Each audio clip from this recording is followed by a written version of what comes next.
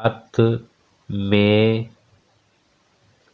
प्रकाश की चाल कितनी होती है। ठीक, 1 नंबर के क्वेश्चन में भी पूछ सकता है, और इसके अलावा जब आपको अपवर्तनांक वाली सवाल ज्ञात करने को बोलेगा तो वहां भी पूछ सकता है। तो इसका मान होता है 3 × 10⁸ ठीक, मीटर प्रति सेकंड ये मान होता है। निर्वात में जो प्रकाश की चाल होती है इसका मान कितना होता है 3 × 10⁸ मीटर प्रति सेकंड। दूसरा है स्वस्थ मनुष्य के आँख की अधिकतम दूरी।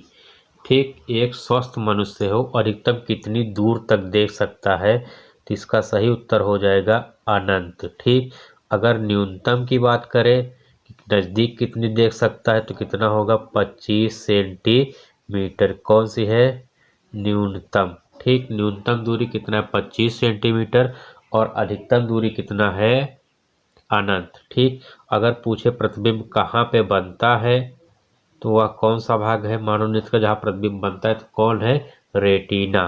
ठीक, रेटिना पर ही प्रतिबिंब बनता है। अब आइए जानते हैं वक्रता, त्रिज्या और फोकस दूरी में संबंध। ठीक, वक्रता, त्रिज्या और फोकस दूरी के बीच क्या संबंध होता है।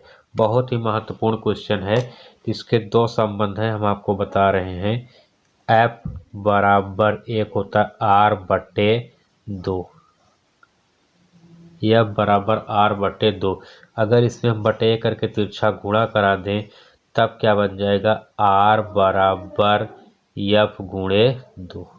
ठीक, अर्थात हम कह सकते हैं कि फोकस दूरी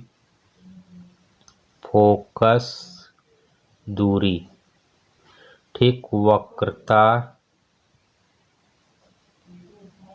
त्रिज्या की आधी होती है। कितना होती है आधी। ठीक, और अगर फोकस वक्रता त्रिज्या की बात कर ले तो वक्रता त्रिज्या फोकस दूरी की 2 गुनी होती है। ठीक, यहाँ देखिए जो क्या है आपको फोकस दूरी दिखाई दे रहा है। फोकस दूरी क्या है वक्रता त्रिज्या की आधी, और जो दूसरा समीकरण बन रहा है कि वक्रता त्रिज्या क्या है तो ये फोकस दूरी की 2 गुनी। ध्यान रहे कि यहाँ फोकस दूरी पूछा गया, यहाँ वक्रता त्रिज्या पूछा गया। ठीक, यही इतना अंतर है। जब आपको फोकस दूरी पूछा जाए फोकस दूरी वक्रता त्रिज्या की क्या होगी आधी हो जाएगी। अगर वक्रता त्रिज्या की बात करें तो फोकस दूरी की क्या होती है 2 गुनी। अर्थात अगर किसी दर्पण या किसी लेंस की फोकस दूरी 20 सेंटीमीटर है तो वक्रता त्रिज्या कितना हो जाएगी 40 सेंटीमीटर। और अगर वक्रता त्रिज्या 40 सेंटीमीटर है फोकस दूरी कितना हो जाएगी 2 से भाग दे देंगे 20 सेंटीमीटर।